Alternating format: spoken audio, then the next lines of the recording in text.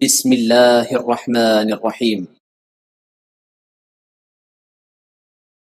السلام علیکم ورحمۃ اللہ وبرکاتہ۔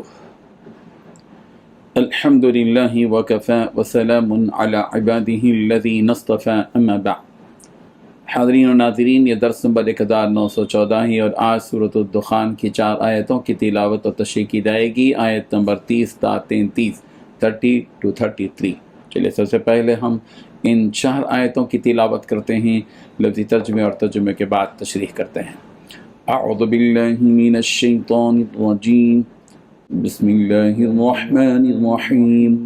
وَلَقَدْ نَجَّيْنَا بَنِي إِسْرَائِيلَ مِنَ الْعَذَابِ الْمُهِينِ من فرعون إنه كان عاليا من المسرفين ولقد اخترناهم على علم على العالمين وآتيناهم من الآيات ما فيه بلاء مبين صدق اللہ العظیم۔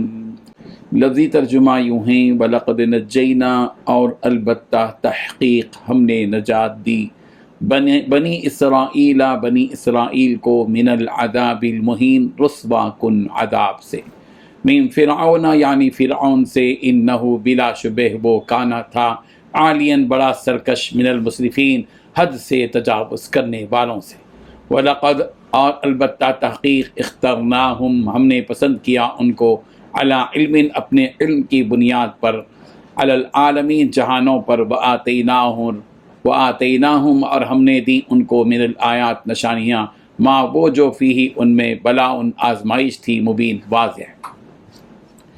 ترجمہ یوں ہیں، اور بنی اسرائیل کو ہم نے ذلت کے عذاب سے نجات دے دی، یعنی فرعون سے۔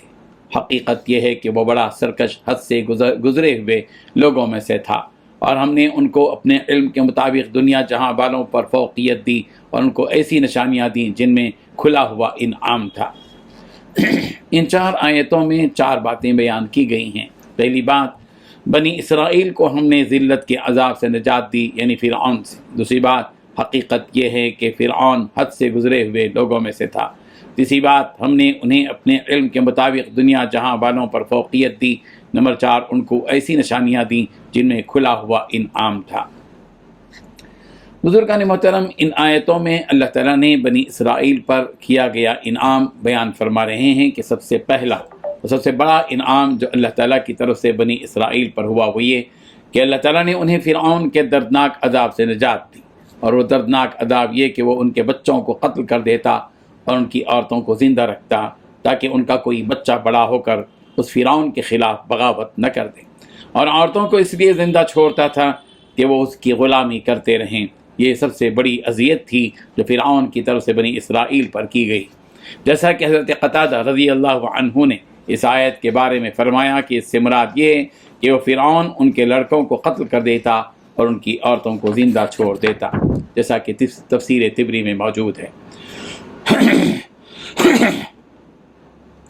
اور دوسرا عذاب یہ کہ وہ فرعون بنی اسرائیل کو غلام بنا کر ان سے مشقت والے کام لیا کرتا تھا، اور نہ کرنے پر ان کے ساتھ زیادتی کیا کرتا تھا، جس کی وجہ سے بنی اسرائیل کا جینا دشوار ہو گیا تھا، جس سے اللہ تعالیٰ نے انہیں نجات دی۔ اللہ تعالیٰ فرما رہے ہیں کہ فرعون اس طرح کا ظلم اس لیے کرتا تھا کہ وہ اپنے آپ کو بڑا اور خدا سمجھتا تھا، اس کا گمان تھا کہ مجھے کوئی زیر نہیں کر سکتا، میں جو چاہتا ہوں وہ کرتا ہوں، مجھے اپنی رائے پر عمل کرنے سے کوئی روک نہیں سکتا۔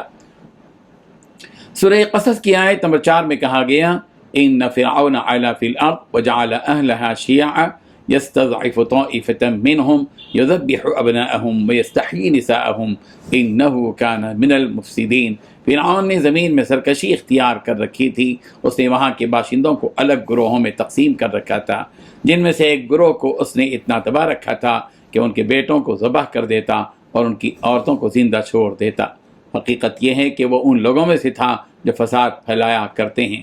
اللہ تعالیٰ فرما رہے ہیں کہ یہ حد سے گزرا ہوا سرکش تھا کہ اس سے بدتر انسان اس دنیا میں کوئی نہیں آیا۔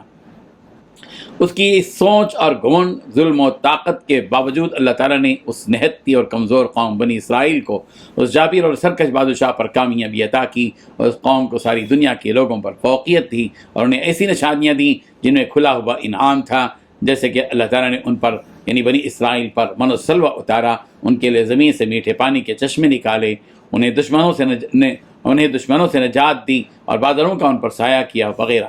انہیں دنیا جہاں والوں پر فوقیت دینا یہ اللہ کے علم کے مطابق ہے کہ وہ کیوں اس اعزاز کے مستحق ہوئے، یہ اللہ جانتا ہے۔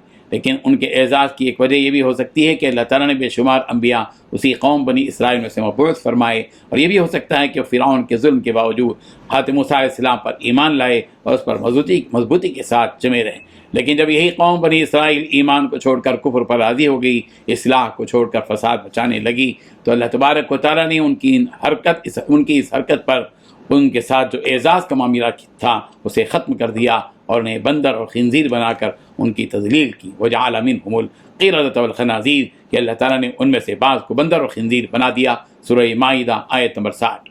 ان آیتوں سے ایک سبق ہمیں یہ ملتا ہے کہ اگر ہم دنیا کے ظلم و ستم کے باوجود اپنی ایمان پر برقرار رہیں اور اللہ کے احکامات کی پیروی کرتے رہیں تو یقین اللہ تعالیٰ ایک دن ضرور ہمیں بھی اس ظلم سے نجات دے کر ہمارا مقام و مرتبہ اونچا کر دے گا، مگر شرط یہی ہے کہ ہمیں اس مشکل سے گھبرا کر بھاگنا نہیں چاہیے، بلکہ استقامت کے ساتھ اپنے دین پر قائم رہنا چاہیے۔ اللہ تعالیٰ ہم سب کو ان آیات کو سمجھنے کی توفیق عطا فرمائے۔ آمین۔ وآخر دعوانا ان الحمد للہ رب العالمین۔